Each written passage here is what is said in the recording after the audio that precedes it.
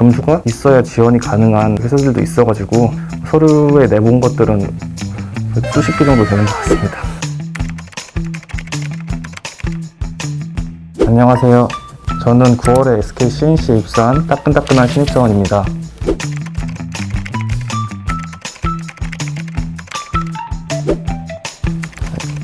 저는 1995년생으로 올해 27살입니다. 입사 동기들이랑 비교를 해봤을 때 제 나이대가 중간부터 살짝 약간 아래 나이대인 것 같아서 그렇게 빠르지도 않고 더 느리지도 않게 입사한 편인 것 같습니다.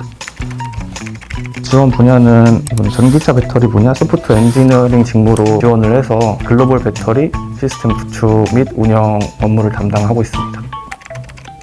저는 15년도에 청주에 있는 충북대학교 소프트웨어학과에 입학을 해서 올해 2월에 졸업을 했습니다. 실무랑 학과에서 배운 내용이랑은 조금 다르긴 하지만 그래도 직무 역량 같은 CS 지식이나 다양한 프로그래밍 언어를 배울 수 있어가지고 업무를 진행하는데 이해도 이런 게 조금 더 수월했던 것 같습니다. 졸업 학점은 3.5점입니다. 그런데 SK CNC는 기본적으로 블라인드 채용 제도를 시행하고 있기 때문에 제 합격은 크게 영향을 미치지 않은 것 같습니다.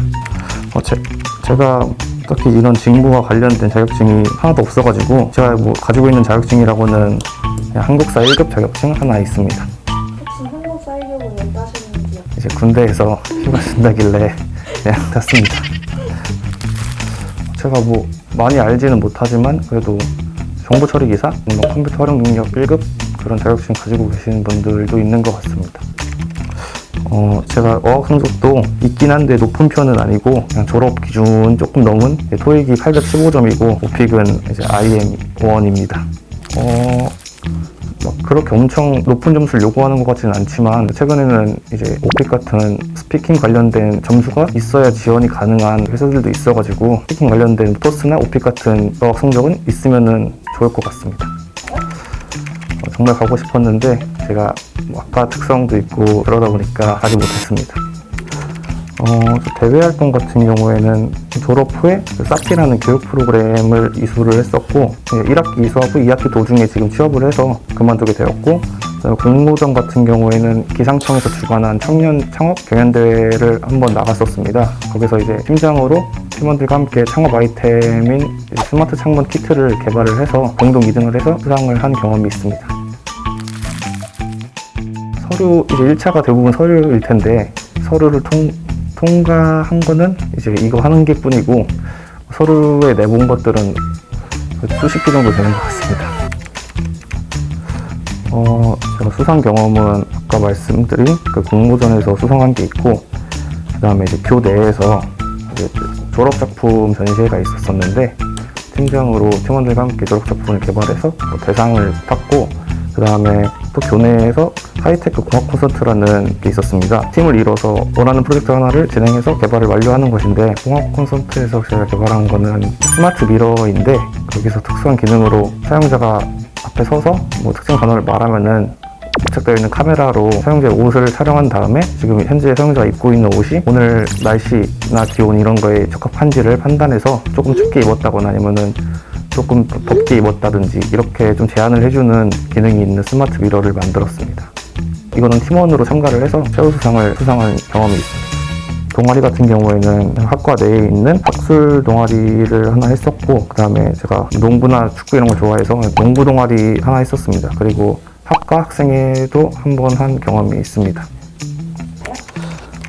네, 저 인턴 경험은 2번 있었습니다. 근데 첫 번째 인턴 같은 경우에는 학과 교수님이 추천을 해주셔서 학교 근처 청주에 있는 기업에 가서 제조업과 관련된 솔루션 개발 보조 업무를 맡았었습니다. 그리고 두 번째 인턴 같은 경우에는 대전에 있는 연구원에서 인턴을 하게 되었는데 맡은 업무는 스마트 제조 공정과 관련된 연구 보조랑 개발 업무를 담당했었습니다.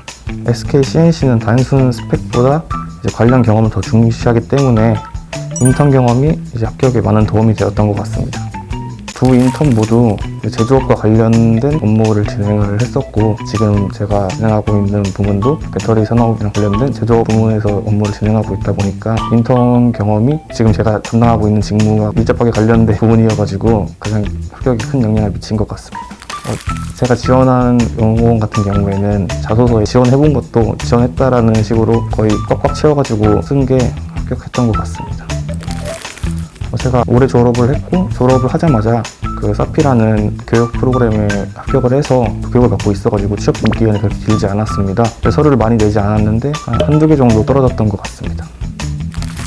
서류도 몇 개 안 쓰고 했기 때문에 면접도 별로 많이 보지 않았는데 면접 역시 한두 개 정도 떨어진 것 같습니다.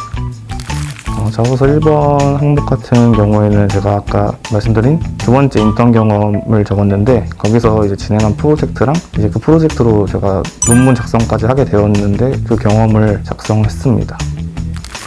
2번 항목 같은 경우에는 아까 그 기상청에서 주관한 창업경연대회에서 개발한 그 스마트 창문 키트를 가지고 작성을 했습니다.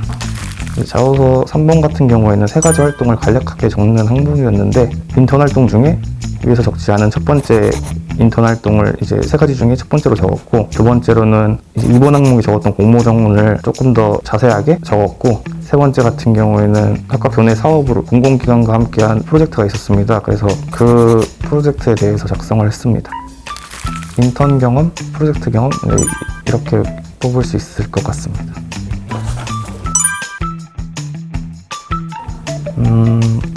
이제 뭐 경험이 제가 봤을 때 많은 편은 아닌데 그래도 직무와 관련해서 이제 한 가지에만 이렇게 계속 관련된 경험을 한 게 가장 큰 합격 비결이 된 것 같습니다. 네.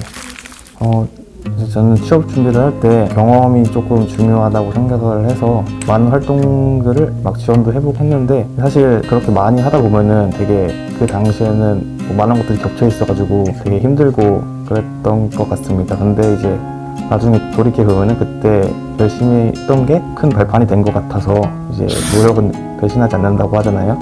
그래서 다들 포기하지 마시고 열심히 준비하시면은 다들 좋은 기회가 있으실 거라고 장담할 수 있을 것 같습니다.